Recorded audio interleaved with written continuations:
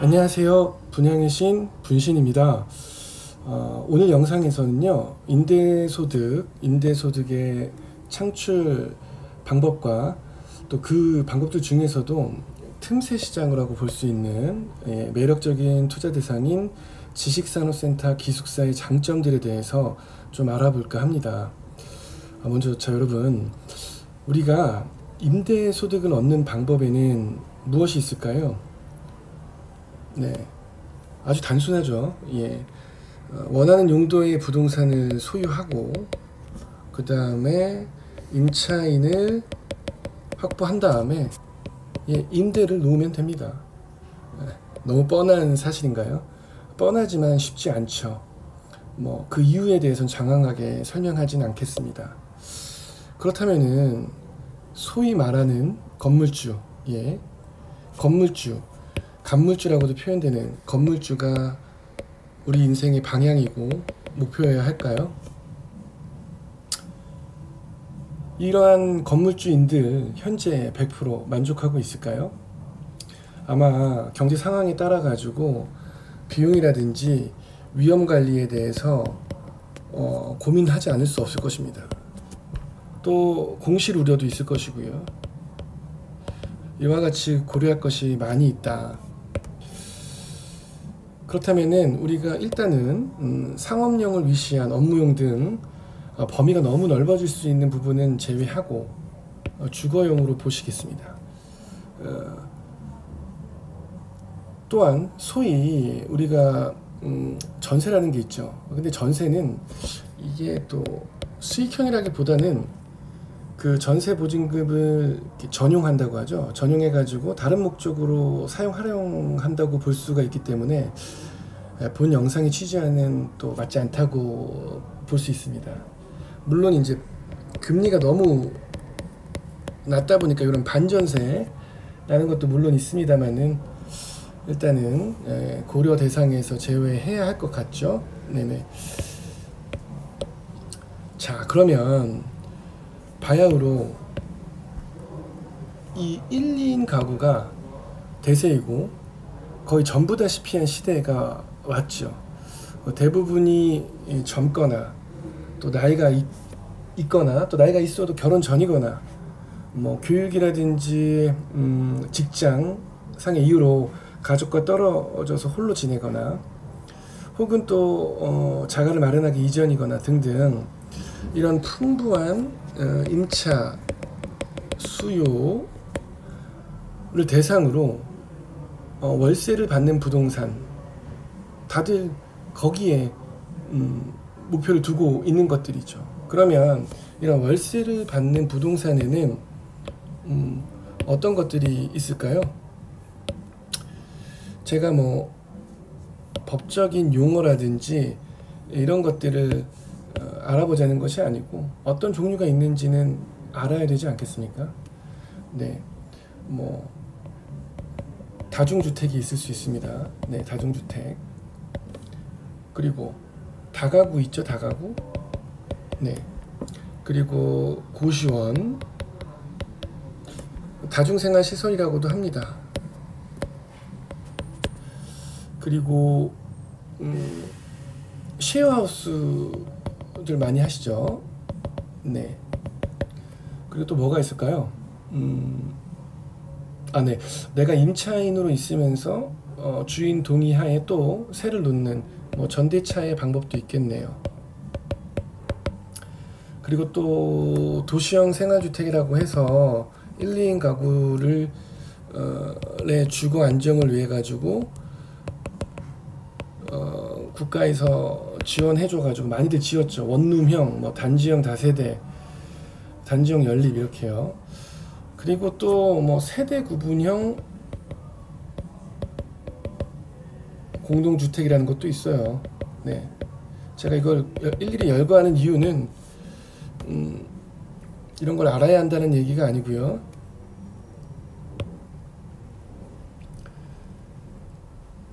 즉각적으로 이런 것들 보시면은 장단점들이 있죠. 감각적으로 다가오는 느낌들이 있을 겁니다. 어쨌든 이러한 부동산들을 내가 직접 짓거나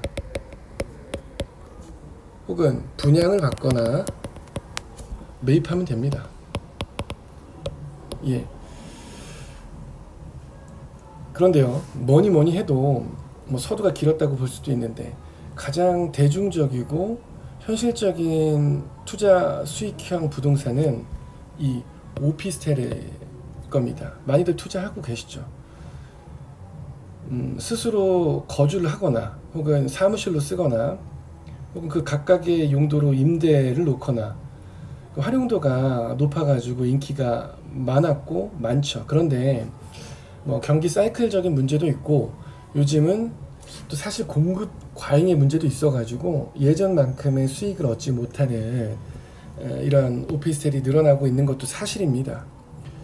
저는 지금 오피스텔이 안 좋다라는 말씀을 드리는 것이 아니고요.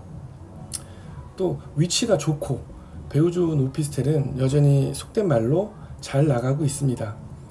다만 오피스텔의 투자 대안으로서 또 그 장점은 활용하면서도 위험도를 줄일 수 있는 그 지식산업센터 기숙사도 대체 투자처로 고려해 볼 수 있다라는 것입니다. 그러면 본격적으로 한번 그 비교를 한번 해볼까요? 오피스텔과 기숙사. 먼저 기숙사라고 하면은 이게 생소하고 언뜻 이거 뭐 투자의 대상으로 생각하기가 쉽지 않죠. 그렇기 때문에 오히려 반대로 좀 더 관심 있게 조금만 더 알아본다면 남들보다 먼저 오피스텔 못지않은 혹은 더 나은 매력 있는 투자 대상에 접근해 볼 수 있을 것이라고 생각이 됩니다. 모르는 거지 기피해야 하거나 혹은 안 좋은 물건이 아니라는 말씀입니다. 첫 번째로는 이건 뭐 순서가 정해져 있는 건 아니고요. 제가 임의로 한번 적어본 내용인데요. 외관상의 내부 구조를 보고 오피스텔과 기숙사는 구분하기가 어렵습니다. 외형이나 옵션 모두 같다라고 보시면 돼요. 단지 건축법상 분류가 다를 뿐입니다. 앞서 말씀드린 대로 공급량에 있어서도 이미 오피스텔은 차고 넘치죠. 예. 그런데 이제 기숙사 같은 경우는 일반 공업지역이라든지 중공업지역의 공급량이 한정적이에요. 그래서 아직까지는 공급이 제한적이다라는 말씀 드리고 싶고요. 이 전매 부분에서 있어서는 많이들 물어보시는데 오피스텔은 지역과 조건, 규모에 따라 가지고 전매 제한을 받기도 해요. 지식산업센터 기숙사는 전매 제한이 없다. 또 주차 부분을 고려할 수 있겠죠. 주차. 아시겠지만 주차는 오피스텔 같은 경우는 그 규모에 따라서 주차 대수가 정해져 있습니다. 그래서 모자랄 수도 있어요. 왜냐하면 출근하러 나갔다가 들어오는 시간이 거의 비슷하잖아요. 그래서 겹치면 주차난이 발생할 수 있는데 기숙사는 지식산업센터 내에 있는 기숙사이기 때문에 출퇴근이 겹치지가 않죠. 예. 그래서 주차 공간이 일단은 여유롭다라는 부분 보시면 될 것 같고, 일조권과 조망권 같은 경우는 기숙사 같은 경우는 일단 지식산업센터의 상층부에 위치합니다. 최고층부에 위치한다는 거죠. 오피스텔 같은 경우 물론 뭐 일부 층은 뭐 상호시설도 들어오지만은 저층부터 고층까지 다양하지 않습니까? 그래서 일조권과 조망권에 상이하다면은 이 지식산업센터 기숙사는 지식산업센터의 최고층부에 위치하기 때문에 일조권과 조망권이 모두 상대적으로 양호하다. 분양가 오피스텔 대비 저렴합니다. 뭐 그 이유를 상세하게 설명드리기 어려운 부분이 없잖아 있지만 일단 땅을 저렴하게 확보할 수가 있겠죠. 상업지역이나 주거지역보다는 땅값이 쌀 테니까요. 관리비 차원에서 봤을 때도요. 지식산업센터의 기숙사는 산업전기시설을 활용하기 때문에 오피스텔 대비 관리비가 저렴합니다. 이 공실과 연관된 그 임대 대상은요.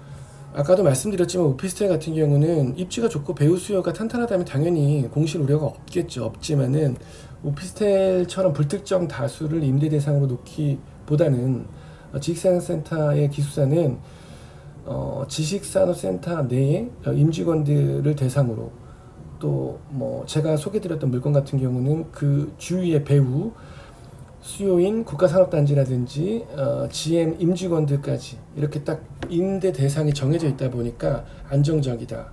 이 부분 말씀드리고 싶고요. 사업자 등록은 뭐 장단점이라고 말하기는 좀 어렵긴 하지만은 많이 헷갈려 하시기도 하고요. 또 지역의 규정에 따라 좀 많이 또 차이가 있어요. 근데 잠깐 보시면은 이게 왜 이렇게 됐냐? 네, 이렇습니다. 예.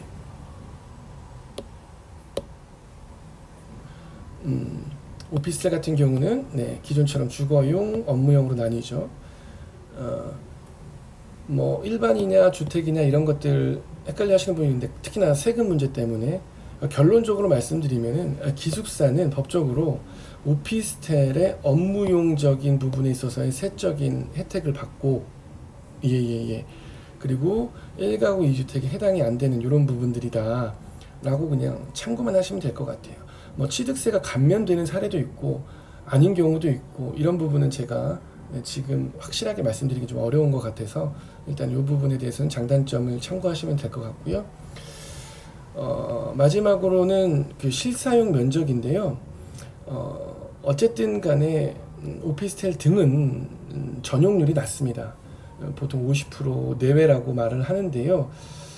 법적으로 건축법상 기숙사는 발코니 확장이 허용되다 보니까 전용률이 낮은 상황에서도 오피스텔 대비 실사용 면적이 넓다라고 보시면 될 것 같아요.